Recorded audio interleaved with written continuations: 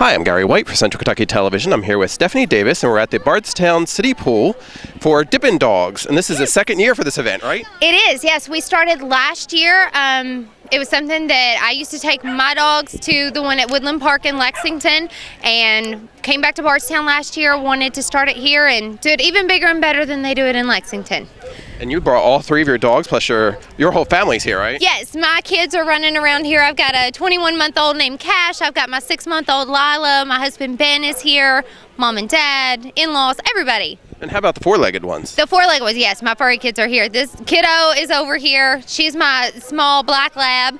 I've got my chocolate lab, Ruthie, and then I also have a black lab named Fletch as well. Okay, great. So Dippin' Dogs is actually a fundraiser, and it's going to go to 3 organizations here in Nelson County, and they are? Yes, they are Bardstown Rescue, which is a local rescue that actually, instead of having a facility, the dogs stay with foster families. Then we also have the Bourbon City Bark Park. We are actually working on building a dog park here in town. It's going to be at the old Sportsman's Baseball Field out on Loretta Road. And then we have the Humane Society of Nelson County. That's great. Now, there are a lot of events that are going on. We're going to have video for you of the Doggy Olympics, and they had some neat events there too, right? We did. We had the 5 events. We had awesome prizes donated by Bardstown Mills. We had the longest jump, the biggest splash, the fastest swimmer. We had an apple bob tennis ball retrieving competition, and the best dressed.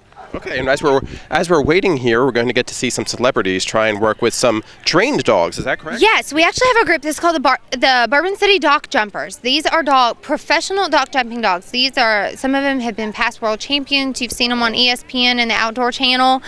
We've got a group of them here today from several states as well as locally, and they have been competing for years. These dogs are absolutely amazing, but we're going to have a celebrity jump where we have some of our local celebrities, the sheriff, the judge, several others, and they each get to draw a dog out of the hat and then see how far they can get them to jump. Okay. Yeah, so it should be pretty entertaining. Yes, so this will be fun. Now, as we said, this is a fundraiser, and there are actually some booths here and a lot of people on hand to help raise money for these organizations. Yes, we had a huge, just overwhelming support from the community. We have over 31 sponsors for this event that have donated money and things to help keep our costs at an absolute minimum. Several of them are here today. They've set up booths. You have everything from your dog groomers to your veterinarians, dog trainers out of Louisville. You've got unseen and invisible fence to keep your pets safe and in your yard. We've got 31 bags. We've got Just Baked, which is a new restaurant here in town. Fabulous food. Yeah, a little bit of everything. All kinds of fun stuff. And for the competitions, they actually won some prizes too, for the dogs that won. Yes, the dogs that won, Bardstown Mills had put together some really nice baskets of all kinds of treats that they have over there. They carry all kinds of lines of dog food, treats, and dog products, and they put together some really nice prizes for them. And there's lots of dogs, maybe 100 or so dogs, and they're all getting along, so that's great. Oh yes, no snarls or growls. It's been great. One of the other things that we've added this year is a raffle. We had some other wonderful businesses, some of our sponsors, some that weren't sponsors, but that still wanted to be involved, that have donated some awesome prizes for our raffle. We've got Pandora jewelry, we've got a big gas grill, we've got all kinds of high dollar items. Fantastic. Yeah. And again, this is Dippin' Dogs. It's the second year for the event, and it's held in August here at the dog park? Yes. Or at the city park? At the city pool here. It is always, what are we, the third Saturday in August? Yes, it sounds like that. Yes, I think that's what it is. Basically, last weekend was the last weekend that they were open to the public. So we're shutting down for the winter, drop the pool level down, let the dogs come and have fun, and then when they open back up next spring, they'll drain it and clean it and be ready to go for another season. So remember to mark on your calendar for Dippin' Dogs next year. I've been talking with Stephanie Davis, who coordinated this event at the Bardstown City Pool. This is Gary White for Central Kentucky Television. I'm here now with Jolene Reynolds, who is chairperson of the Bourbon City Bark Park organization. They're trying to get a dog park here in Bardstown, and you can see an outline of what you hope to do with that area. Where are you hoping to locate the park? The Bourbon City Bark Park is going to be located off Loretta Road. It's a part of the state park system. It's just past the Old Kentucky Home State Park picnic area. It's better known in the Bardstown as the Old Sportsman's Club ball field. Okay. And we can see over here an outline of what you're hoping to do. Tell us a little about what you're looking at. Well, we're really excited about our design. Our design has been done by Dave Colesveen, who is a landscape architect. And so if you're looking at our design here, we think we have some really unique features that dogs and people both are going to enjoy. If you're looking at the area here coming from Loretta Road, this is the parking lot. Right now, this is a circular drive, and we are planning to fence that area in for obedience classes or for dogs who might need time out, that maybe need to take a rest from the other dogs. So this is going to be that area. As we come in here, and if people are familiar with the ballpark, they'll know that there's an old abandoned concession stand. So we're going to hope to turn that concession stand into a dog wash station. So when people are leaving the park or they want to come in, and there will be shampoo available and they can wash their dogs. So the entrance will be right here, and we'll see this line right here is going to divide the small dogs from the large dogs. And we see this area here that's in the shape of a bone. That's going to be a walking path. Okay. So when people bring their dogs to exercise and play with other dogs, they can get some exercise themselves with walking. On the large side of that, the walking path here is actually in the shape of a dog's paw. Okay. Clever. Yes. Very Yeah. clever. So we really like that.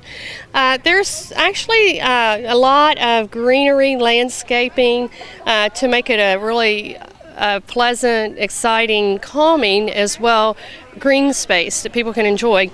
All of these are berms, and we have an area here that is an ecosystem that's a garden that will drain some water. There's some water standing there as drainage, and you can use plants and some gravel and some different things to take that water in and absorb that water. So we're really making this a green space that's eco-friendly as well.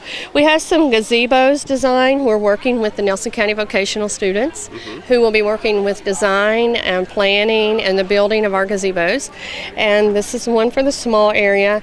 In the large area, it's actually going to be a half of a gazebo with some steps down with lots of shrubbery in there.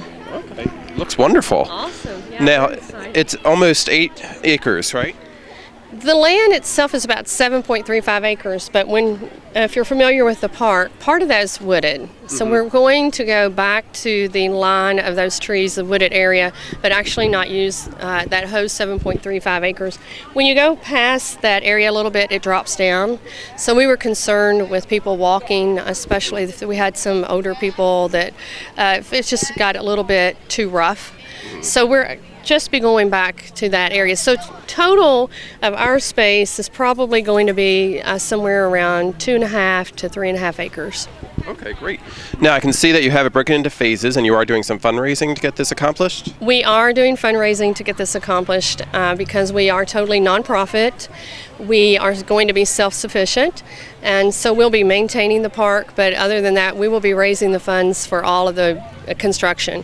So we have broken this down into different ways that people or companies can donate. So we have a wish list, and we're pricing things for what we have found pricing at this point in time. That can always change.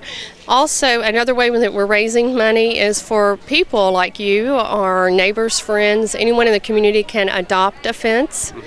And there will be plaques that they can purchase. So 3 ways that individuals can donate to the park is to adopt a fence in memory of a pet or a person, in honor of a pet or a person, and also if they just want to do a donation.